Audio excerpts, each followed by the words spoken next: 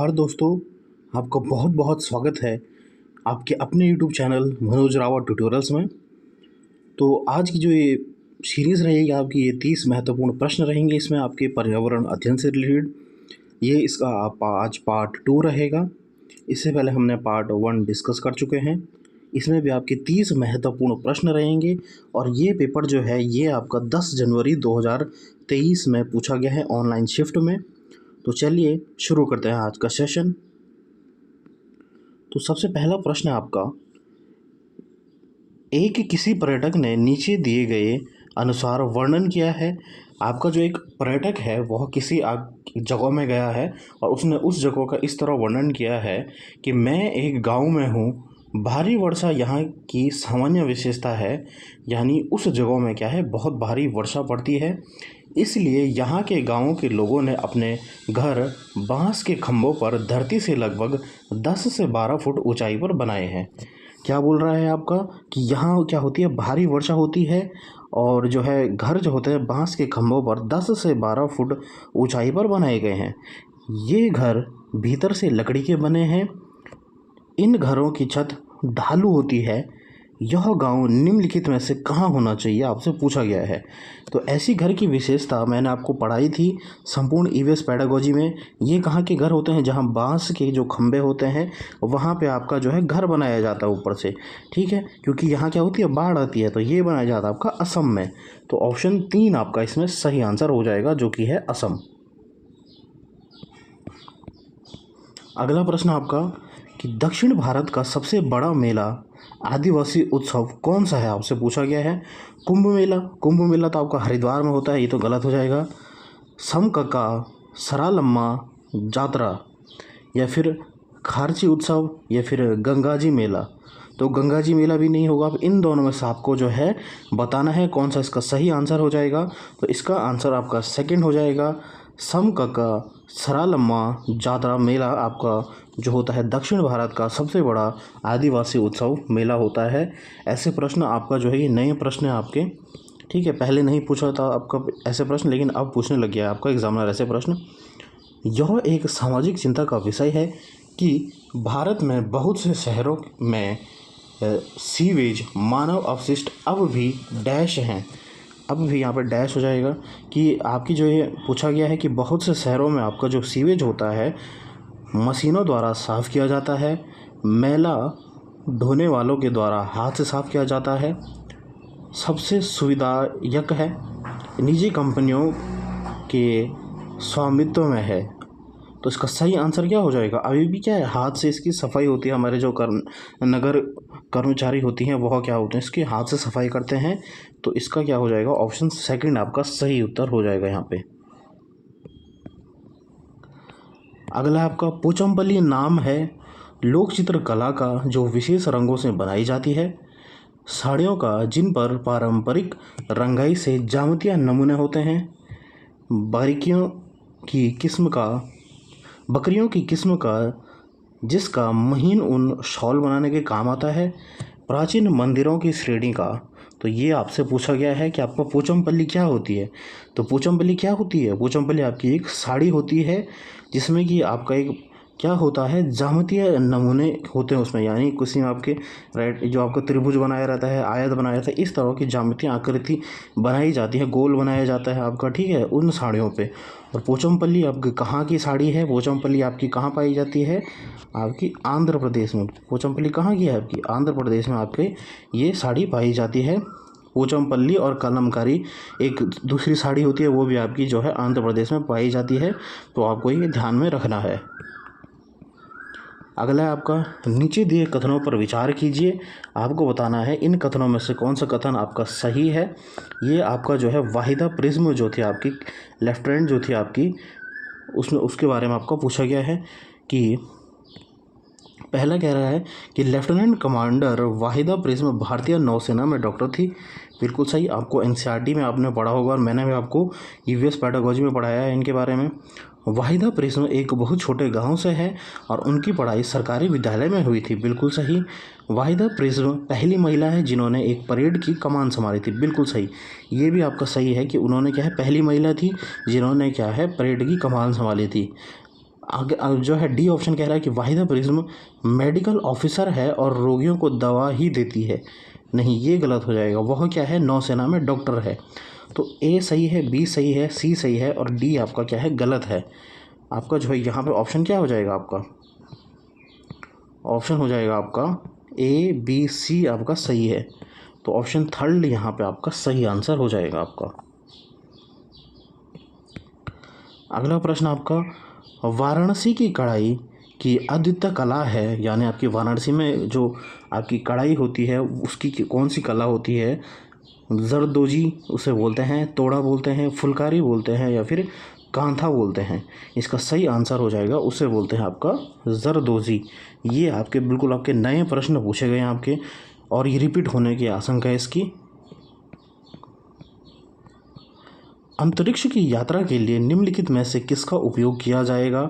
एक उपग्रह का, एक रॉकेट का, एक हवाई जहाज का या फिर एक उल्कापिंड का? तो इसका सही आंसर क्या हो जाएगा? आप अंतरिक्ष में किससे जाते हो? रॉकेट से जाते हो। तो ऑप्शन जो है सेकंड आपका सही आंसर हो जाएगा यहाँ पे। अगला आपका, लोग गांव से शहरों और कस्बों की ओर स्थानांतरित होते हैं, किस लिए होता है? ये आपसे पूछा गया कि लोग जो है गांव छोड़कर शहरों में क्यों बस रहे हैं? बेहतर स्वच्छता तथा खुली जगहों के लिए, बेहतर गुणवत्ता की वायु तथा स्वास्थ्य सुविधाओं के लिए, बेहतर रोजगार के अवसर तथा शैक्षणिक सुविधाओं के लिए या फिर बेहतर गुणवत्ता का जल तथा सामाजिक नियमों के लिए? तो इसका क्या हो जाएगा कि स्वच्छता के लिए। थोड़ी स्वच्छता तो आपके जो है गांव में स्वच्छता सही होती है शहर के मुताबिक।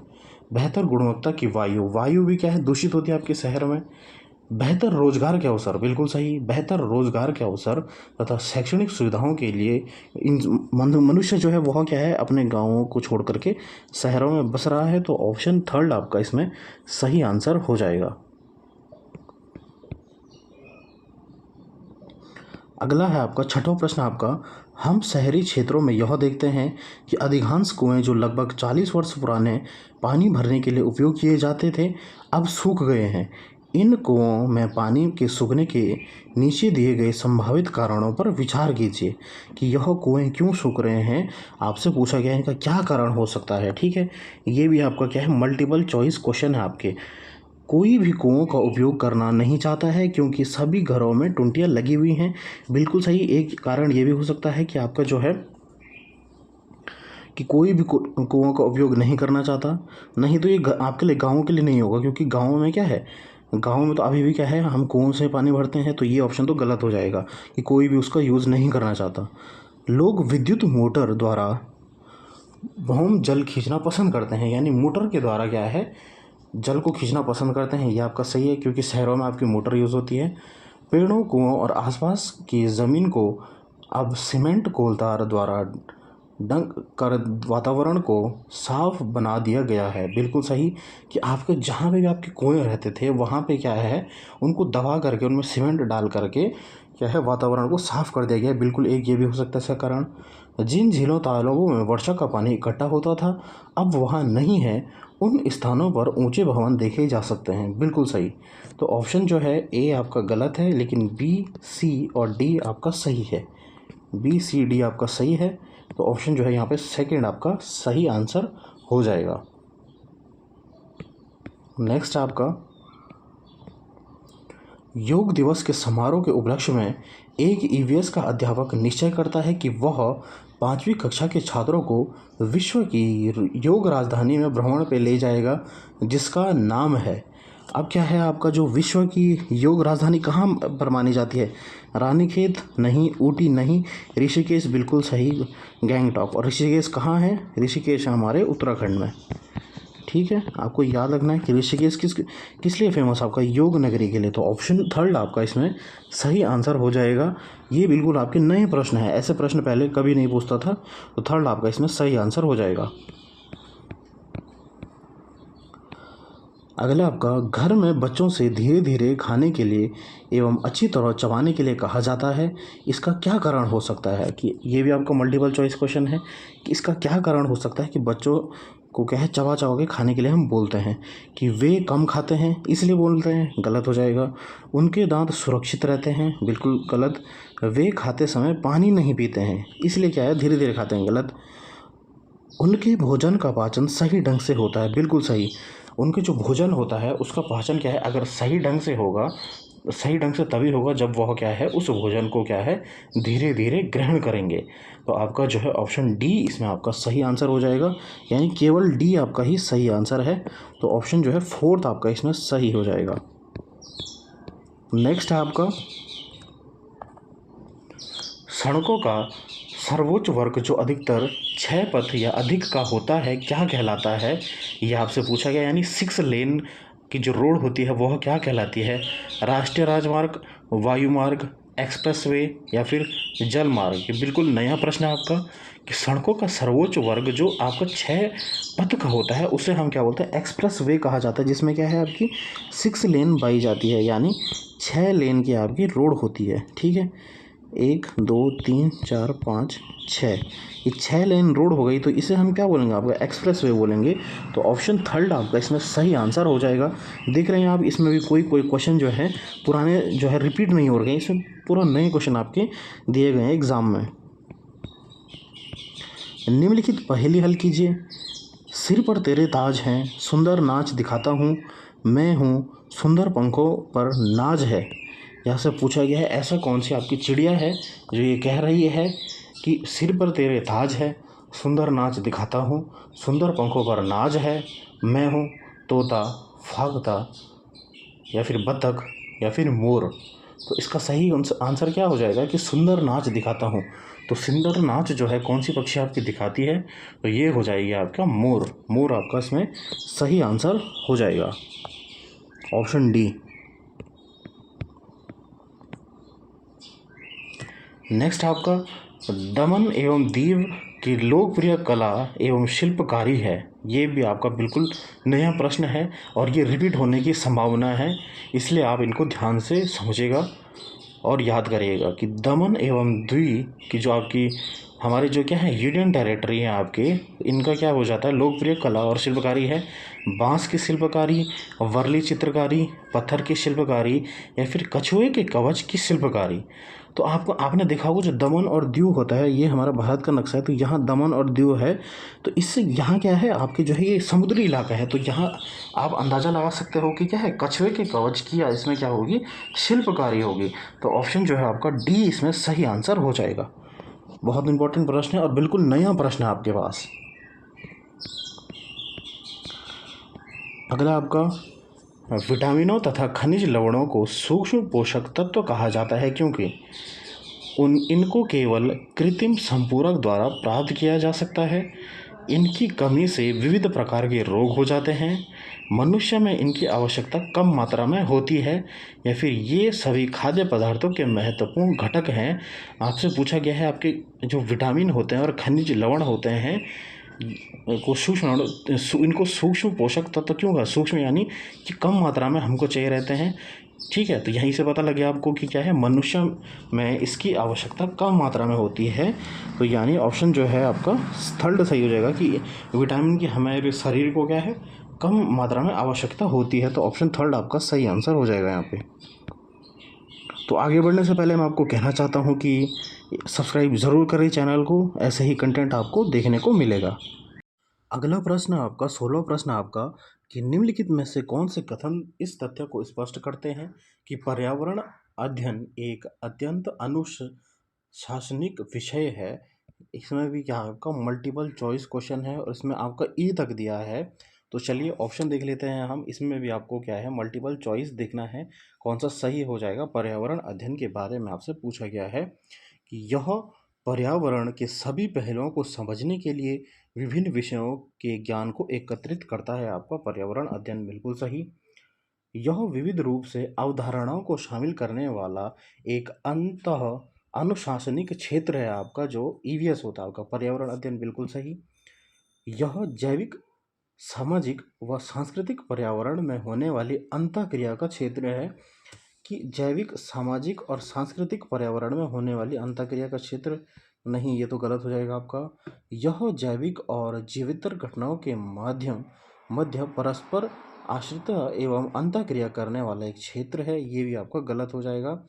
और ई कह रहा है आपका कि यह उच्च प्राथमिक कक्षाओं में के विज्ञान एवं सामाजिक विज्ञान विषयों की जो है पूर्व तैयारी है। तो आपका ई भी आपका सही कह रहा है। तो आपका जो हो जाएगा ए सही है, बी सही है, सी गलत है, डी गलत है और ई सही है आपका। तो यहाँ पे क्या हो जाएगा आपका ए बी और ई आपका बिल्कुल सही हो जाएगा। तो फोर्थ आपका इसमें सही आंसर हो जाएगा। तो देख रहे हैं आप किस तरह के आपके प्रश्न पूछे जा रहे हैं। अब ऐसे प्रश्न नहीं पूछे जा रहे हैं कि खेजड़ी वृक्ष वृक्ष कहाँ है, ठीक है। और ज़्यादातर यूट्यूब पे मैंने देखा कि आपको जो है यही पढ़ा रहे हैं कि खेजड़ी वृक्ष कहाँ होता है, इसी के बारे में बस यही पूछा जा रहा है कि शक्करखोरा क्या करता है। लेकिन अब ऐसे प्रश्न नहीं पूछे जा रहे हैं आपके, ठीक है। पर्यावरण अध्ययन में थीम आधारित पद्धति सहायक होती है। किसके लिए सहायक होती है आपकी?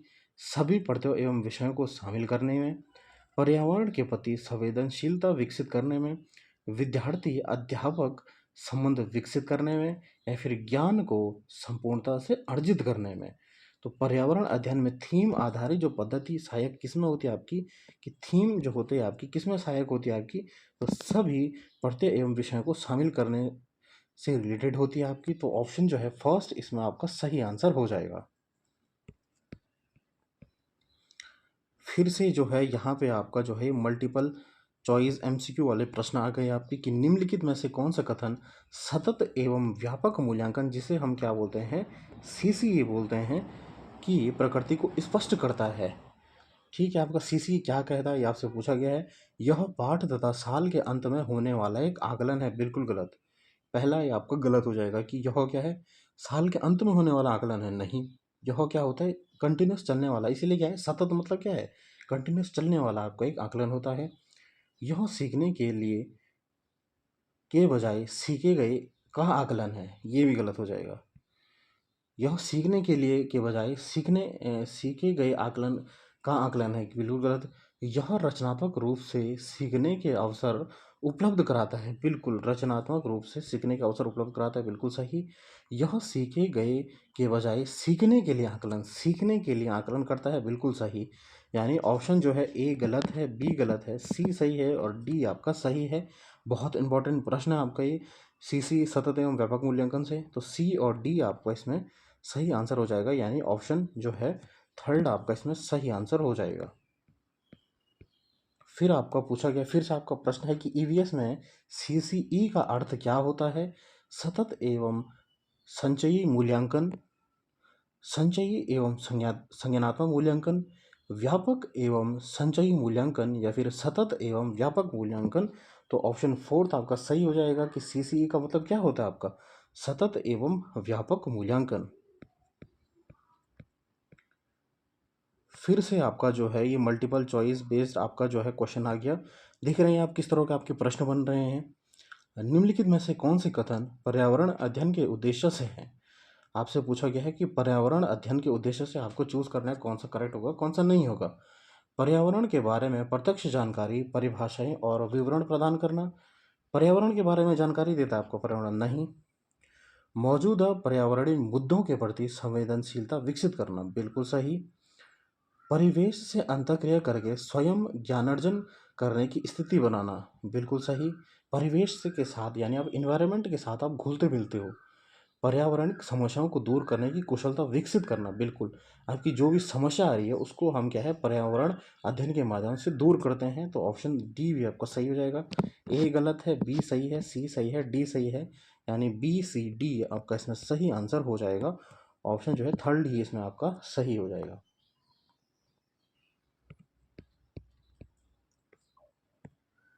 अगला आपका कि पर्यावरण अध्ययन में संपर्क के रूप में पर्यावरण सम्मिलित करता है, किस किस को सम्मिलित करता है आपका, भौतिक पर्यावरण और जैविक पर्यावरण, जैविक पर्यावरण, भौतिक पर्यावरण, सामाजिक सांस्कृतिक पर्यावरण।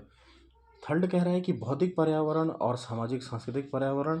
फोर्थ कह रहा है कि जैविक पर्यावरण, जीवन प्रक्रम और तंत्र, सामाजिक सांस्कृतिक पर्यावरण। तो इसमें सही आंसर हो जाएगा ऑप्शन थर्ड, ऑप्शन सेकंड आपका सही हो जाएगा। इसमें आपका आएगा जैविक पर्यावरण, भौतिक पर्यावरण आता है और सामाजिक सांस्कृतिक पर्यावरण आता है। तो ऑप्शन सेकंड आपका इसमें सही आंसर हो जाएगा।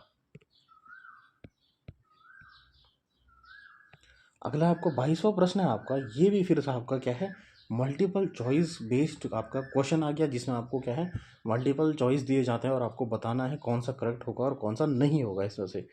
सुबह स्कूल बस का इंतज़ार करते समय मोना अपने बेटे जयेश को आज आयोजित होने वाले पर्यावरण अध्ययन परीक्षा के लिए तथ्य और परिभाषाएं पूछ रही थी।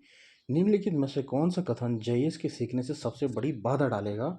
ये आपसे पूछा गया है कि मोनिका जो है वो अपने बेटे को क्या है प्रश्न पूछ रही है उसका, क्योंकि एग्जाम है, पेपर है उसका, पर्यावरण अध्ययन क्या, तो जो है बाधा डालेगा, इन्हें आपको गलत ढूंढना है। ऐसा करके मोना जयेश की सहायता कर रही है क्योंकि दोहराने से जयेश तथ्यों और परिभाषाओं को अच्छी तरह याद करेगा। बिल्कुल गलत, वह बार बार पूछ रही है तो इससे क्या है, जयेश में क्या है, भय पैदा हो रहा है। ठीक है, ऐसा नहीं करना चाहिए उसको। ऐसा करके मोना जयेश की सहायता कर रही है, बिल्कुल गलत, सहायता नहीं कर रही है, तो ये वैसे भी गलत हो गया फर्स्ट। और जो सेकंड कह रहा है कि ऐसा करके सहायता कर रही है, तो ये तो गलत हो गया।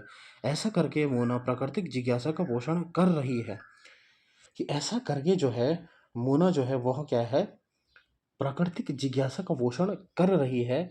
आपसे पूछा गया था यहाँ पे कि जो है यहाँ पे पूछा गया था कि निम्नलिखित में से कौन सा कथन जयेश के सीखने में सबसे बड़ी बाधा है, बाधा है पूछा गया था आपका। तो यहाँ पे हो जाएगा कि ऐसा करके मोना जयेश की सहायता कर रही है, क्योंकि दोहराने से पहला आपका जो है सही हो जाएगा इसमें। यहाँ पे क्योंकि आपको गलत पूछा गया था, तो ऐसा करके मोना जयेश की सहायता कर रही है क्योंकि दोहराने से तथ्यों और परिभाषाओं को अच्छी तरह याद करना। ठीक है, ये आपकी पेडागोजी है, लेकिन यहाँ पे पूछ रहा है कि वह क्या उसकी सहायता कर रही है, बिल्कुल सही। यहाँ पे भी क्या है, तथ्यों को समझने में सहायता कर रही है, लेकिन हमें गलत ढूंढना था कि ऐसा करके मोना प्राकृतिक जिज्ञासा का पोषण कर रही है, ये आपका गलत हो जाएगा। और ऐसा करके मोना जो है प्रक्रिया कौशल विकसित कर रही है, नहीं।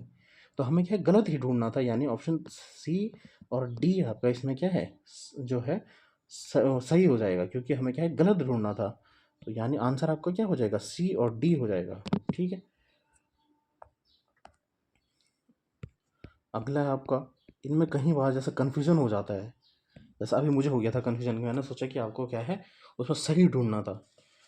अगला है आपका कि ईवीएस की पाठ्य पुस्तक उद्देशित है बाल केंद्रित में। बाल केंद्रित तो बिल्कुल बाल केंद्रित तो होगी, शिक्षक केंद्रित नहीं होगी, विषय केंद्रित भी नहीं होगी, समुदाय केंद्रित हो सकती है, हो सकती है। यानी ए सही है, बी गलत है, सी गलत है और डी आपका सही है। तो ए और डी आपका इसमें सही आंसर हो जाएगा। विषय केंद्रित नहीं होगी, ए और डी, यानी चौथा ही आपका सही आंसर हो जाएगा। अगला आपका, कक्षा चौथे के विद्यार्थी को भोजन पढ़ाते हुए रुक्मणी ने विद्यार्थियों को एक लोकप्रिय भोजन चाट खिलाया। उस उसने विद्यार्थियों से किसी इसके स्वाद का वर्णन करने तथा चाट में प्रयोग की गई सामग्री का अनुमान लगाने को कहा। यह उपागम निम्नलिखित में से किस प्रकार के प्रक्रिया कौशल को विकसित करने में सहायता करता है? कि उसने भोजन बढ़ाते समय क्या है, उन्हें क्या है, एक चार्ट खिला दी, तो इससे क्या दिखाना चाहती है शिक्षिका?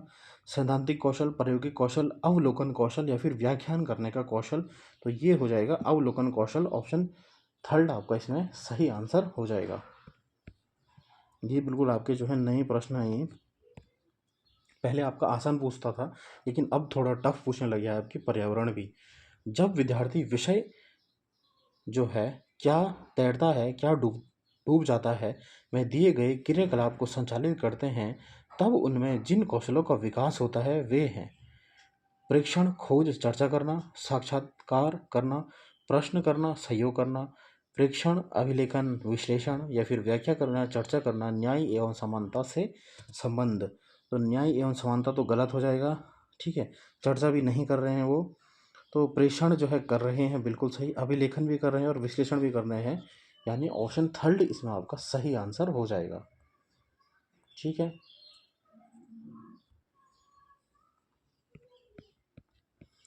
अगला है आपका 26वां प्रश्न आपका, कि राधा एक ईवीएस की अध्यापिका है, दिवाली पर अपने घर पूड़ी बना रही है।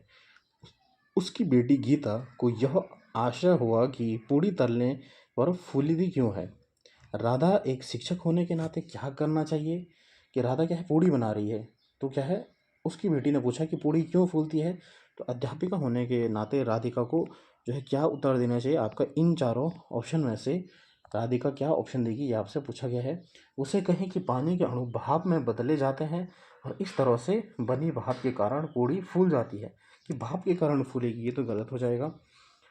उसे इस तरह की अन्य फूलने वाली खाने की वस्तुओं जैसे चपाती के बारे में सोचने को कहें और इसका कारण खोजने को कहें, बिल्कुल सही। वह और उदाहरण भी देगी उसे। उससे इसका कारण सोचने और यह समझने को कहे कि तेल में तले तलने पर पूड़ी क्यों फूल जाती है? इस कारण को बहुत सोचने के मौका दें उसे, ये भी आपका सही है। उसे यह दिखाई कि चावल पकाने के दौरान चावल के बर्तन को ढकने से थाली से ऊपर उठती है और उससे उठने का कारण क्या होता है? नहीं, ये तो आपका कोई रिलेटेड नहीं है। तो बी और सी आपका इसमें क्या है? सही आंसर हो जाएगा। बी और सी आपका इसमें सही आंसर हो जाएगा। तो अब आपके जो है पेडागोजी के प्रश्न इस प्रकार से पूछे जा रहे हैं। इसमें बहुत सारे आपके जो है एमसीक्यू टाइप के ज़्यादा प्रश्न दे रहे हैं आपका। कक्षा 4 के पाठ बदलते समय में विद्यार्थियों से यह अपेक्षा की जाती है कि वे अपने दादा दादी से संवाद करें और उनसे उनके बाल्यकाल के विषय में जानें। यह उपागम निर्भर करता है इतिहास पर, पुरातत्व पर, लिखित अभिलेखों पर या फिर मौखिक इतिहास पर। तो इसका सही आंसर हो जाएगा ऑप्शन 4, मौखिक इतिहास पर। यानी बच्चे क्या है पूछ करके अपने जो है दादा दादी से क्या है संवाद करेंगे। ठीक है। अगला आपका 28वां प्रश्न आपका कि कैंप में शाम के दौरान नाइमा अपने विद्यार्थियों शाम के समय मतलब शाम के समय आपका दैट इवनिंग का समय मतलब नाइमा अपने विद्यार्थियों से उनके कमरे साफ करने के लिए झाड़ू लगाने को कहती है। मणि कहता है मेरी दादी कहती है अगर तो हम सूर्यास्त के बाद झाड़ू लगाएं तो हम गरीब हो जाएंगे। नाइमा को क्या करना चाहिए? यानी जो है आपका जो है किसने बोला आपका जो है यहाँ पे मणि मणि जो है कहता है जिसको ना मणि जो है वह क्या है अंधविश्वास को मानता है। तो शिक्षक होने के नाते आपकी क्या रिस्पॉन्सिबिलिटी बनेगी? मणि से कहें कि अगर हम शाम को घर में झाड़ू लगाते हैं तो ऐसा कुछ नहीं होता है। मणि से कहें कि जहाँ हम रहते हैं उस जगह को साफ रखना चाहिए इसलिए झाड़ू लगाना चाहिए। मणि से पूछ कि क्या उसने यह देखने के लिए कि अगर सूर्यास्त के बाद झाड़ू लगाया जाता है तो क्या होता है, कभी झाड़ू लगाया है?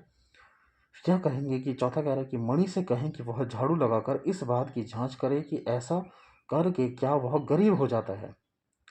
इसका सही आंसर हो जाएगा जो आप शिक्षक हैं तो आपको क्या करना चाहिए? मणि से कहें कि जहाँ हम रहते हैं उस जगह को साफ करना चाहिए। केवल यही इसका क्या है एक मात्र सॉल्यूशन है और कोई अंधविश्वास नहीं फैलाना है। तो ऑप्शन जो है सेकंड आपका इसमें सही आंसर हो जाएगा। अगला आपको 29वां प्रश्न है कि विद्यार्थियों को अधिगम प्रक्रिया में सक्रिय भाग लेने के लिए प्रोत्साहित किया जाता है जिससे उनमें प्रक्रिया कौशलों का विकास होता है जो उन्हें जीवन में मदद करेगा। ऐसे विचार निर्भर हैं खोज उपागम पर, अन्वेषण विधि पर, संप्रयात्मक उपागम पर या फिर अनुभवात्मक अधिगम पर। कि विद्यार्थियों को अधिगम प्रक्रिया में सक्रिय भाग लेना है के लिए हमको प्रोत्साहित करना चाहिए। तो ये हो जाएगा आपका अनुभवात्मक अधिगम पर। तो ऑप्शन फोर्थ आपका इसमें सही आंसर हो जाएगा। अंतिम प्रश्न आपका 30 प्रश्न आपका लास्ट प्रश्न आपका कि चिड़ियाघर की सैर के दौरान विद्यार्थी खरगोश देख रहे थे। किरण ने अध्यापिका से पूछा कि वह खरगोश कौन सा है जिसने कछुए के साथ दौड़ लगाई थी? वह कछुआ कहाँ है? किरण के प्रश्न पर्यावरण अध्ययन अधिगम कि निम्नलिखित में से किस उद्देश्य को इंगित करते हैं? कि उसने पूछा कि उसने कहानी पढ़ी थी क्योंकि कि जैसे हमने खरगोश और जो है कछुए की कहानी पढ़ी थी बचपन में कि खरगोश सोया रहता है और कछुआ क्या है दौड़ में फर्स्ट आ जाता है। तो यही उसने पूछा कि वह कछुआ और खरगोश कहाँ है। बच्चों को अन्वेषणात्मक गतिविधियों से जोड़ना, बच्चों की सृजनात्मक का पोषण करना, परिवेश मुद्दों पर जागरूकता का विकास करना या फिर वन्य जीवों के प्रति संवेदनशीलता का विकास करना। तो यहाँ पे जो है आपकी किरण जो है वह क्या है सृजनात्मकता का पोषण कर रही है। तो ऑप्शन सेकंड आपका इसमें सही आंसर हो जाएगा। तो स्टूडेंट्स आज हमने देखे आपके क्या है 30 मोस्ट इंपॉर्टेंट एमसीक्यू। तो अगर आपको ये सीरीज़ पसंद आ रही है तो आपसे रिक्वेस्ट है कि चैनल को जो है लाइक करें, शेयर करें, कमेंट करें और सब्सक्राइब ज़रूर करें मेरे चैनल को और शेयर करें अपने फ्रेंड्स के साथ जिन्हें भी क्या है ये सेशन की इम्पोर्टेंस है। तो thank you for watching this session.